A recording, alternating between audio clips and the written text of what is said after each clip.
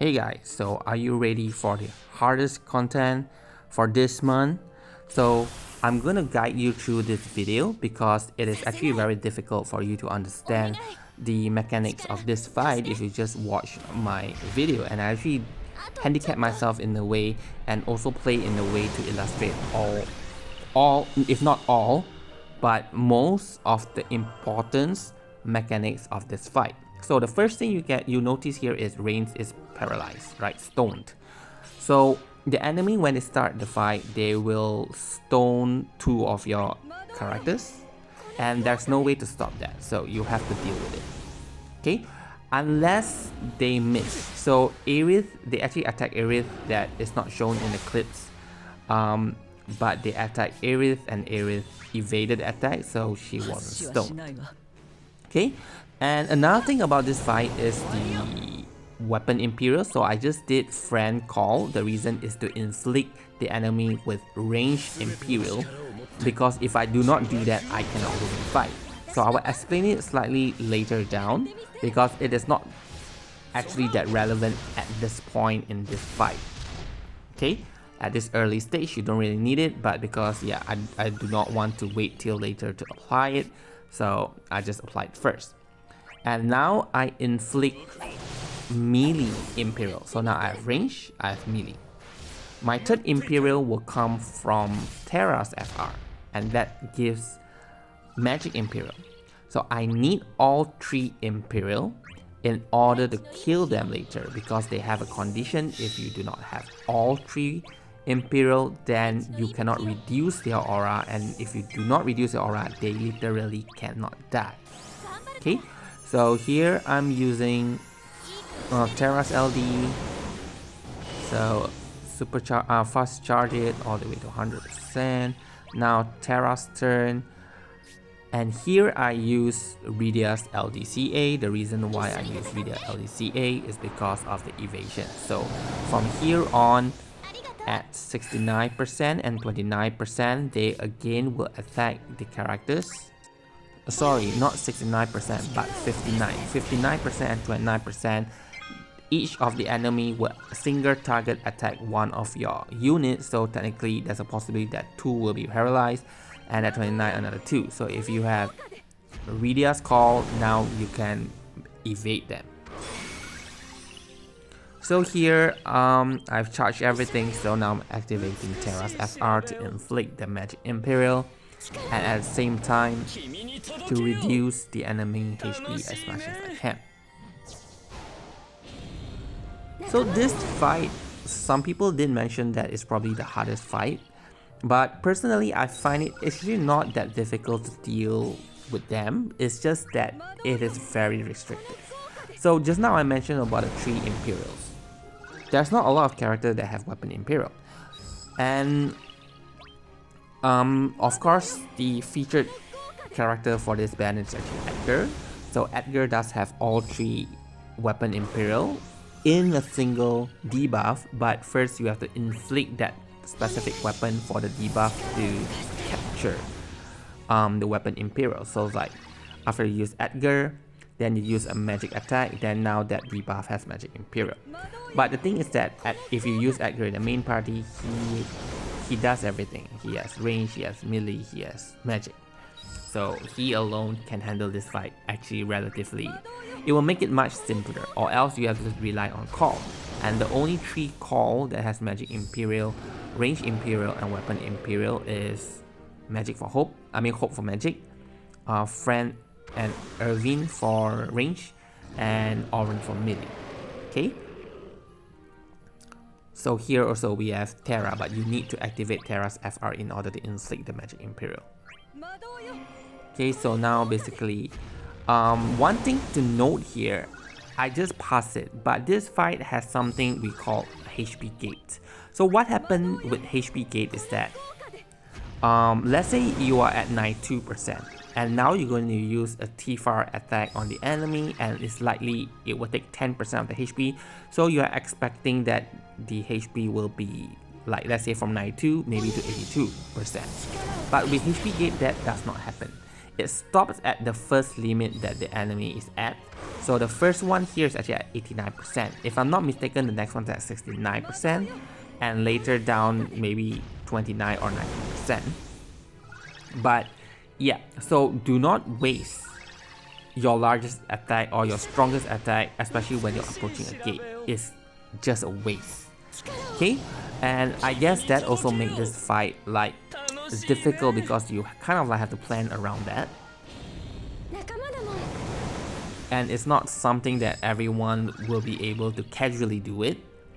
Okay, here as well, just past the phase where the enemy has the aura, if you notice that it starts with red, then it goes to yellow, then it goes to blue, and then it goes to white and disappears. So this happened 3 times in a fight. If they have the red aura or any other aura except the white, they cannot die. And we have to reduce it. The first time this happened, all we need is just 1 weapon imperil. Then we will be able to reduce the aura. There is something that I forgot to mention. If you would rewind this video to somewhere about when I was about to get to 69% HP threshold. Because I think I was at 74%, then I used the FR attack. So the FR attack should bring it down by at least 10% to 65, but the enemy HP stopped at 69. So that was the second HP gate. The next one is at 49 and then 19 and then 0, which is killing the enemy. So there is 1, 2, 3, 4, and 4 HP gate technically. 89, 69, 49, as well as 19.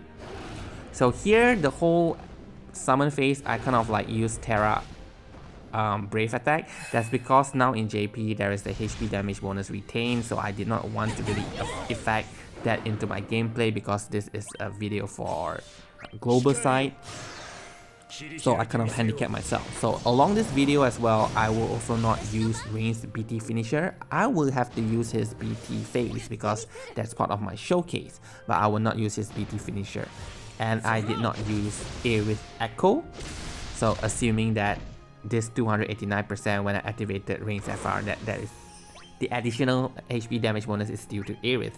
So I'm gonna handicap myself, which means that if you have this character in GL right now, then you should be able to easily clear this fight as well.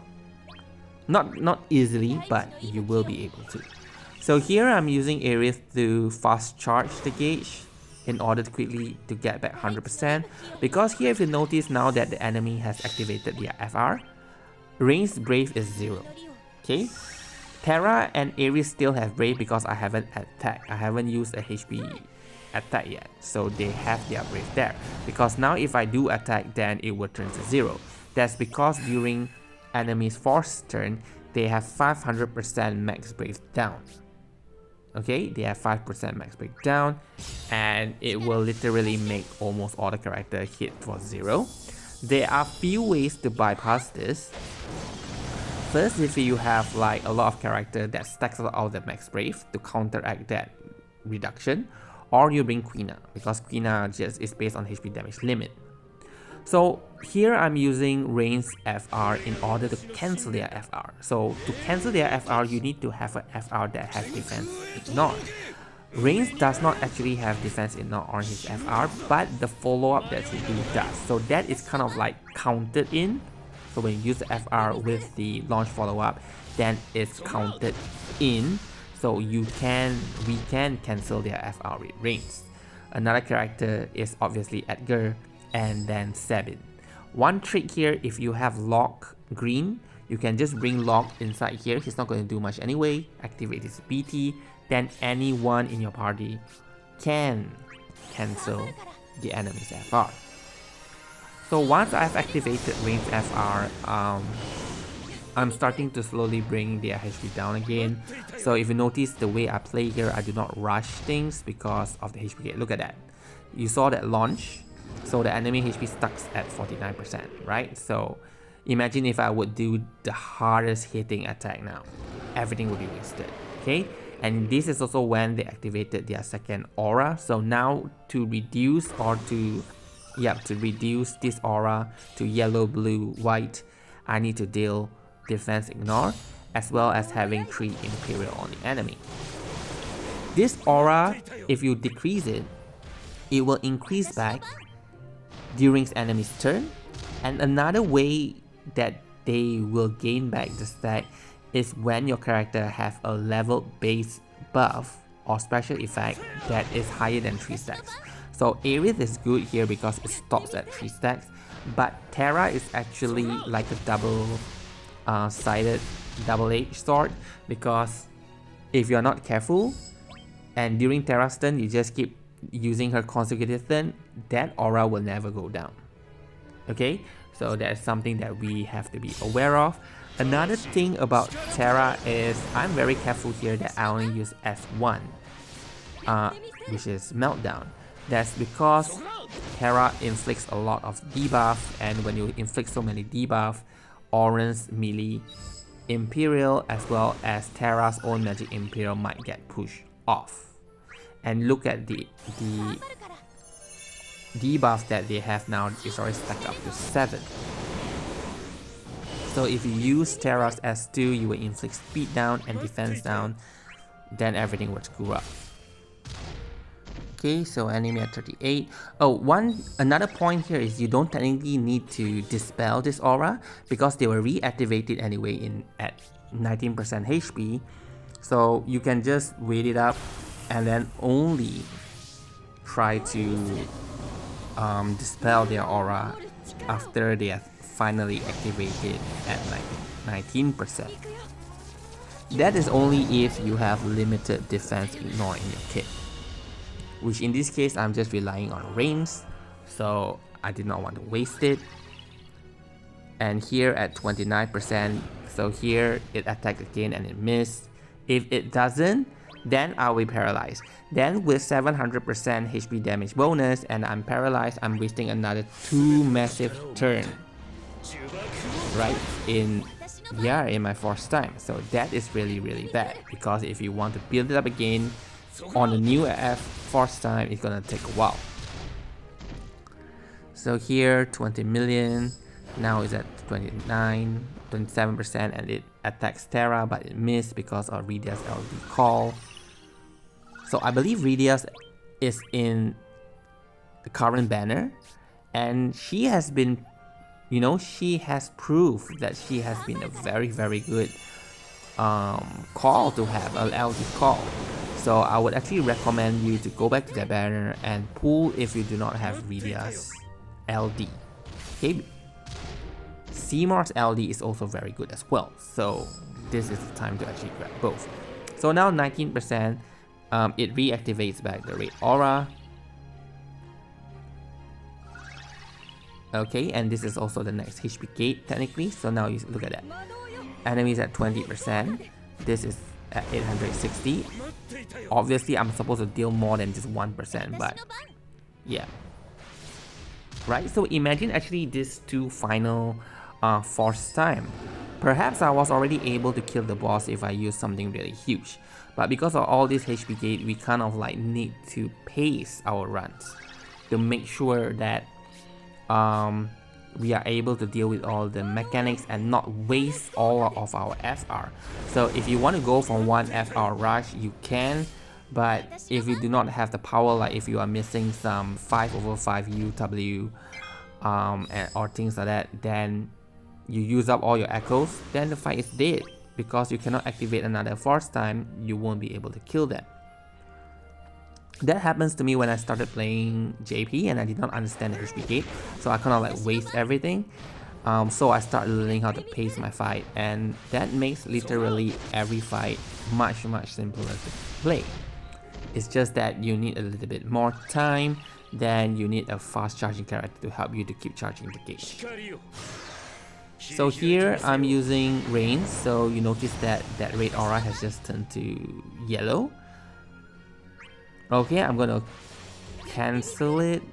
Okay, alright, so here is where the defense ignore happens. Rain's follow up, so that will decrease it from yellow to blue. And orange LD call also has defense ignore, so he can both reduce the aura from both enemies. See, it turned white, and the one that's red now is now yellow. So if you have a character, like I say, that just has 3 stack, during their turn you don't have to worry, the aura will not increase, so it maintains at yellow and white. Okay, and here obviously I start to do some fast charging back because I want to get into my final Rain's force time as soon as possible.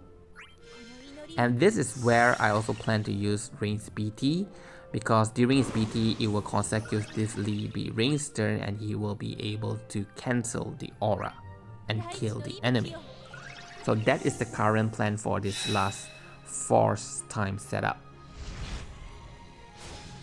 Okay, so here we go, we are back at 0 max brave, but I didn't really care because, like I mentioned just now, I'm not too sure why, but Rain's follow-up attack during launch was still able to do very significant damage even with 0 max brave down. Okay, so again I use brave attack for Terra. Now we are at 95.8%. Okay, so LD to remove the other aura. So now that yellow will turn to blue. Alright, I actually cancel it. Okay, so it maintains at yellow. The reason I do so because I want to demonstrate when you have more than 3 stacks, then you will increase. So now Terra has 4, okay, on a special effect. So if I'm going to use AA back to 9, look, the aura just changed back to red and blue. Initially it was yellow and white. Now again another Terra's turn, and it has more than 3 stacks, and the aura changes again from blue to yellow. It keeps increasing. So just be very careful, because if it's going to always be red, that's it, you will not be able to win. Okay, so now it's back to Rain's turn. This is the time for me to activate my FR.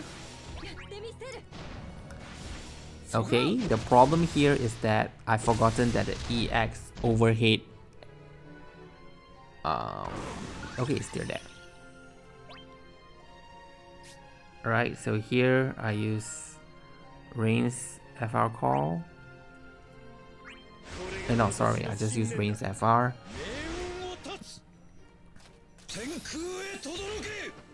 Okay, deal no damage because everyone's at 0 max brave.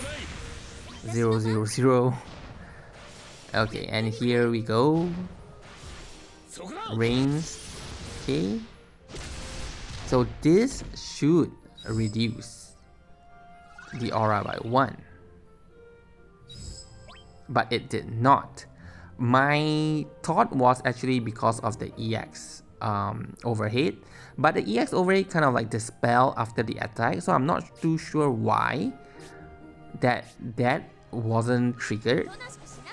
But anyway, my plan is to enter Rain BT, and then 6 turn, 6 follow up with defense ignore that would bring red to white on each enemy, and then finally kill them. So that is the current plan. So basically I'm just trying to get the Rain's turn.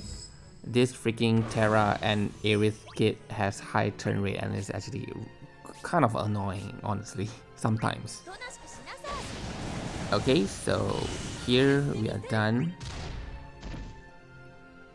and it's Terra's turn. Okay, so I'm somewhat still dealing a bit of damage. Just hilarious, look at that, 56. Have you ever seen a launch with 56 damage? Okay, so now I'm going to enter Rain's BT. Okay. So I quickly reactivate my buff. And now with Rain's follow-up attack.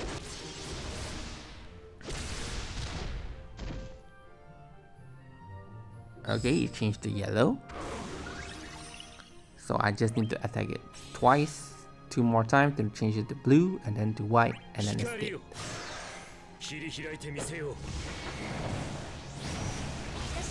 Okay. Second. There we go. It is now blue. Yes, it is.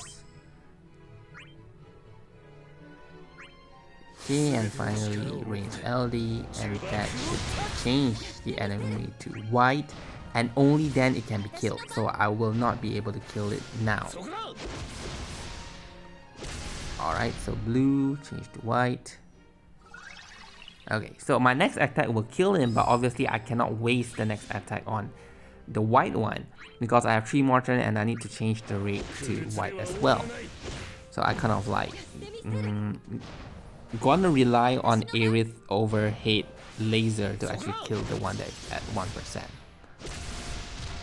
Or I can just simply wait until the end and enter ranged BT finisher to kill it. Okay, so finally B is dead. Right, it was already at white aura, so now it's dead. So I just need to turn this from yellow to blue to white, and we're done.